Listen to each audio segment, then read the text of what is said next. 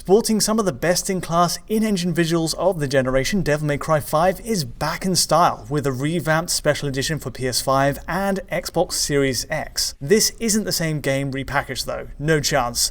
Capcom goes the extra mile by turning an already beautiful action game built on RE Engine into something that shows off next-gen features. Loading times are improved, there's 3D audio support, and a use of the DualSense's adaptive triggers on PS5.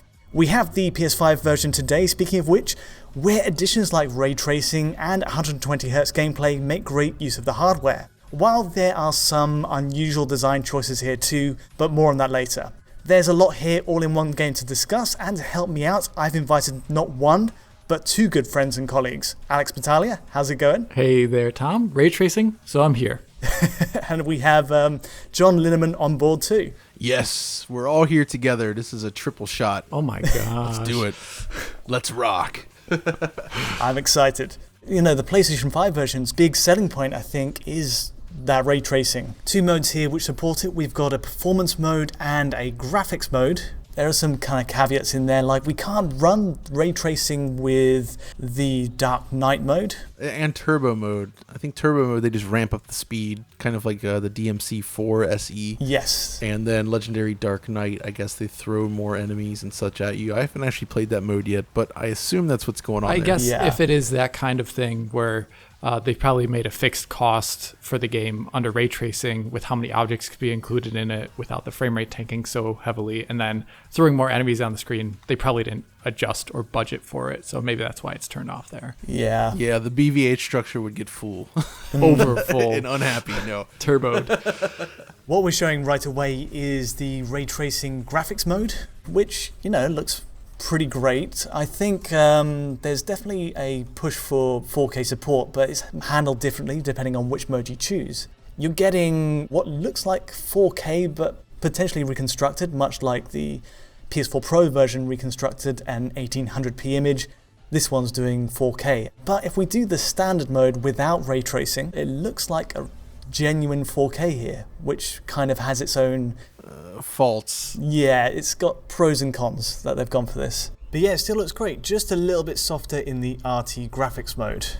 That's interesting. One of the things I thought always about this game, even on like PS4 Pro, where it was a reconstructed 1800p, if I'm not mistaken, is that it looked pretty good. The reconstruction on console, at least in this RE engine, is really good looking. And here, the only way I noticed it in the screenshots that Tom was sharing with me was essentially there's a lack of sharpness to some edges, but in general, it still looks really great. I think everything that we're talking about here with regards to image quality, it's going to come back to get us when we get to the performance section. Yeah. Because really, the RT quality mode, it is very nice looking, but it almost feels like a future mode. Like, this is not how you want to play the game right now. No, you know? It's just Capcom throwing everything at the engine and the console, in fact, just to show what it can do, but it's not exactly practical, I don't think. So I guess to round up that, we've got a performance sort of mode as well. In a bid to try and make ray tracing possible at a reasonable frame rate on PS5, they dropped the resolution to just 1080p. I think it's a good compromise, but yeah, obviously the blur does become more apparent at that point. Yeah, you know, it's definitely a thing where, you know, if you want to play with ray tracing, you're going to want to use the RT performance mode. It does run at a much higher frame rate. But I think, Alex, you might want to touch on some of the compromises that are made to the ray tracing when in this mode. Based upon what we've been looking at here and some of the screenshots and footage that we've been sharing around, naturally, ray tracing is very expensive, so they have a reduced resolution of the effect, you know, for reflections or for what I'm going to call their diffused bounce sliding mode, even if you're on RT in quality mode. So it is technically an internally lower resolution than the output resolution. This is normal, and that's great. And it still looks really good in those modes. The thing is, when you kind of shrink those internal resolutions down at 1920 by 1080 in the performance mode with RT, so they are actually lower than 1080p internally, they start looking a little bit chunky, I would say. Like the resolution of the reflections, for example, in the 1080p 60 mode, they, you know, you can see some what looks like macro blocking in them almost. And with the diffuse bounce lighting, it kind of ends up making the image look different, and I'd say less accurate than it does in the higher quality mode. So it'll produce a different image, essentially, in the end. Another thing to mention, too, of course, and it's a really big difference when you put the modes side by side, any of the ray tracing on modes versus the ray tracing off mode at 4K, is that the ray tracing modes also add in what looks like that typical frustum-aligned voxel fog that we've seen in a lot of games this generation, and it really enhances the mood in tons of the scenes of this game. That's something that was completely missing from the last gen versions of the game, and on PC even in the last gen version. I think we all like SSR when used well, but I've always felt that the RE engine seemed to struggle with it, or at least the way it was implemented in the games that used it. It was a very kind of noisy, ugly implementation with a lot of obvious flaws. It just didn't look as good as other games. So even though the ray trace reflections in performance mode are, of course, a much lower quality, they still look a lot better than the SSR that the game would have had otherwise. When you turn on ray tracing in this game, not every surface is in screen for SSR, or not every surface is a static object, so has static lighting kind of applied to it. Any of the dynamic objects in the world in this game look really glowy and out of place. There's one shot of the character in the van in the beginning of the game, like the first really awesome cinematic that plays with the music. It looks at her in the car. All of the stuff behind her in the back of the van is just glowing really weirdly without ray tracing on. But with ray tracing enabled, dynamic objects have the proper indirect lighting applied to them, both in specularity and diffuse lighting, and so they just look good now. They don't just look weirdly glowy, and that's one thing I really like about ray tracing. Although I will say, again, looking at the footage here, I guess this game actually, unlike the Resident Evil games, didn't rely that heavily on screen space reflections. It was more they just used a lot of cube maps, and they were fairly low res, so they didn't, they kind of lined up with the scenery, but you could really see the issues. And I think all of this was due to the targeting a smooth 60 FPS on last gen machines, which they hit it really well, right? Yeah, it was very stable most of the way. It was just the cutscenes on like PS4 Pro that were exactly jumping the gun a bit. The frame rates side of things isn't massively improved when it comes to those cutscenes, as gorgeous as they are. Shall we jump over to those and just have a look, see what we got? Let's go for the standard mode, like no ray tracing involved, and let's go for, just to kind of standardize all this, the Olipoth level, where we first see a lot of reflections, and it just basically presents itself as similar to the PS4 Pro version. The resolution's higher, much sharper, but it runs really well at 60, and it's those cutscenes mostly that kind of still run between 45 to 60. It's Capcom really pushing for, as you said in your original feature, John, almost CG-like returns. Yeah, and I guess the disappointing thing for me here is that, again, I would have absolutely accepted a hit-to-image quality to completely lock this down to 60. I really don't think they needed to go straight to native 4K. As an option, sure, but I think reconstruction would have been the way forward. I imagine they're pushing the res too hard here. Even though there's great compute advances between this last gen and this current one, certain things like bandwidth are not exactly overly, I would say, as upgraded as much. So things that like high resolution, you can start getting bottlenecks that you wouldn't have gotten at a lower one. Maybe if they had found a way to implement a dynamic resolution system, or maybe, when the cutscenes kick in, change the resolution. I don't know if that's possible. I mean, there's a lot of possibilities here that could have fixed it, because it is disappointing that that's still an issue. And there's even still slowdown in the gameplay, which again is a little disappointing. I think it's mostly there. It's just, the ending at the end boss of that Olipoth level. It's kind of like this giant demon. The cutscenes are obviously, well below 60, but even in gameplay, it kind of gets to a point where, okay, there are a few drops here and there. But still, I would say, honestly, this being the default mode, it looks nice, but it looks like a slightly sharper version of the last generation game. Yeah, which it is. It's the other two modes, both the ray tracing modes and then, of course, the high frame rate mode where things get more interesting. We'll get back to this because I have a huge rant about an issue with this game relating to the frame rate, but we'll get to that. Okay, so PS5 ray tracing performance. Let's go for that Olipoth level again, and I tried to make the most of this little area here before we get into battle, just to show off exactly what you can do. And the one bit I really like is the In fact, you can see the balloons in the sort of puddle. Oh, yeah. Right below there, and it makes a big difference, I think. Yeah, and everything properly reflects. But as you can see, the frame rate, even in this not very taxing area, it's just sort of, it's not there. How low does it actually go in RT quality mode, Tom? I mean, we're talking down to 30, I suppose, in cutscenes, but in gameplay, it's down to about 40 to 50, and sometimes goes into the 30s, but yeah. So that's interesting then. So this is RT quality mode. So theoretically, if variable refresh rate were feasible on PS5, you could at least have a reasonably smooth experience in gameplay, and then maybe if they just locked the cutscenes at 30, yeah, it would have been fine. I mean, that would have been optimal.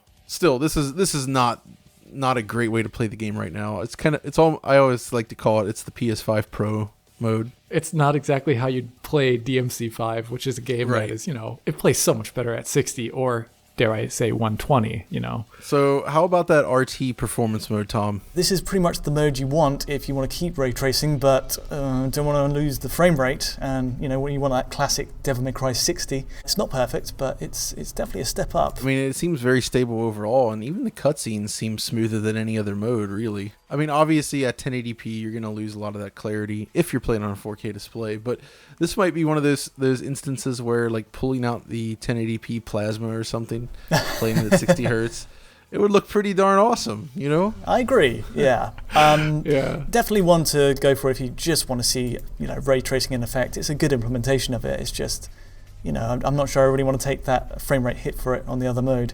And it's not perfect, as you can see here in this second battle of the Olipoth level. What if we could see the game play above 60 just to know how it runs? So let's first just look at the 120 hertz mode. Yeah. Here we go. This is the high frame rate mode. Hands up, cutscenes, still not exactly going even close to it. But the thing is, though, is that in this mode, the resolution seems to be reconstructed 4K. It's interesting. And the cutscenes are all over 60. So technically, we could have had a completely locked 60 reconstructed 4K as the default mode, complete with locked cutscenes. Yeah, so gameplay-wise, first big battle of the Olipoth level is, it's not too far off. It's sort of 100 and 110 to 120 in this case. Again, it needs VRR. Yeah, these little one-off drops that you can see here, they're definitely less, I would say, visible than normal 16.6 to 33.3 ms drops you'd see in a 60 hertz locked presentation. But you're going to see them still. I personally think, VRR not being currently available on the PS5 console does make these modes a little bit less attractive, actually. Now, I got to get into my rant. There's a big problem with this game right now. So basically what happens is if your TV supports 120 hertz output, the game will run at 120 hertz, right? So I'm using the LG CX, which means 4K 120. It delivers that. In this mode, you get a nice, not completely smooth, but it's 120 hertz. But there's two issues here. First of all, I would just say if you're using a HDMI 2.0 display that has a 1080p or 1440p 120 mode, the game will only output in that resolution. So it will find the 120 mode and it will stick to it, which means 4K output is not available on those displays. Even if it's a 4K display, you will be limited to whatever the 1080 or whatever the 120 hertz mode can offer. So that's strike one. But the bigger problem, and this is a real issue for me at least, is the game only outputs at 120, and there is no frame rate cap. So every mode attempts to run with the full frame rate, which means in the default mode, you just sort of have, in the native 4K mode, you just have this kind of unstable over 60, under 120 frame rate. In the ray trace performance mode, it weirdly hangs in 80 to 100 frames per second, stuff like that. And that sounds good. You're like, wow, 80 to 100 FPS, great. Problem is it has the same problem as an unlocked frame rate within a 60 hertz container, as it's just tons of judder, which means on the display it doesn't look good. It doesn't look smooth at all. It'll never, ever, ever be smooth in that mode then, because it's rarely 120 and it's definitely not going to be hitting 60, only 60. That's the problem, which means the high frame rate mode, which you can see is not even locked, but all the other modes, there is no 60 FPS cap. which means you can't enjoy smooth gameplay with any other mode. They are all really unstable. And there's no way to disable this. I couldn't do it. You can't turn this 120 mode off. The only way to do it is to plug it into a device that doesn't support 120 hertz. And I actually don't have any anymore. All my capture devices and all my displays. I mean, I guess I could plug it into one of my LCD monitors, but this is why I'm annoyed, because there's currently no way to really enjoy this with a completely stable frame rate. Basically, all they need to do is put in a 60 FPS cap as an option, or only enable 120 hertz output when you select the high frame rate mode. It's basically one of those two things. If they do that, this will be completely fixed and it's a non-issue.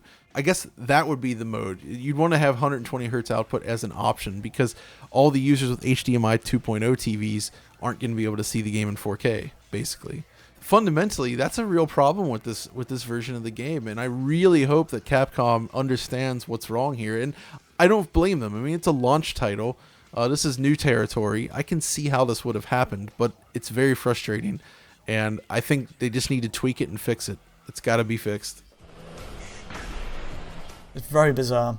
So a couple of issues to fix, and I think they're pretty crucial ones, but if they can solve that, we've got an incredible version of this game, because I suppose I left this last, but you know, there's a lot of sort of benefits to running on PS5 hardware that aren't just visuals and frame rates. There's the loading times, there's the adaptive triggers. And oh yeah. So I'll just, loading times wise, the kind of improvement is so stark. Things load in like 2 seconds. My thinking was it's actually so fast now that they should get rid of the loading screens.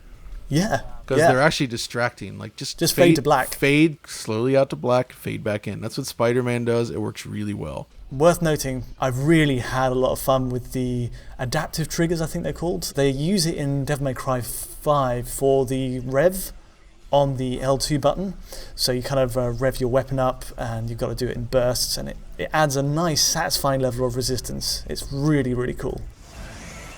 So all round, I think this is a really fascinating release of the game on PS5 anyway, and we'll be back with a look at Series X, of course, when we get hands on that. Hopefully that can smooth over the frame rate drops we've got here, and you'd suspect it would solve the 120 Hz issue, being that it's available in the system menus, but we'll see later. But for now, thanks so much for joining me, guys. Sure. Of course there, Tom. And if you did enjoy this video, feel free to like and subscribe, and don't forget to hit that bell to get notifications as any new video lands. To get in touch with myself, Alex, or John, just use Twitter as usual. And of course, we've got this video at high quality on our Patreon at digitalfoundry.net. But from all three of us, thanks for watching. Little wanderer, hie thee home.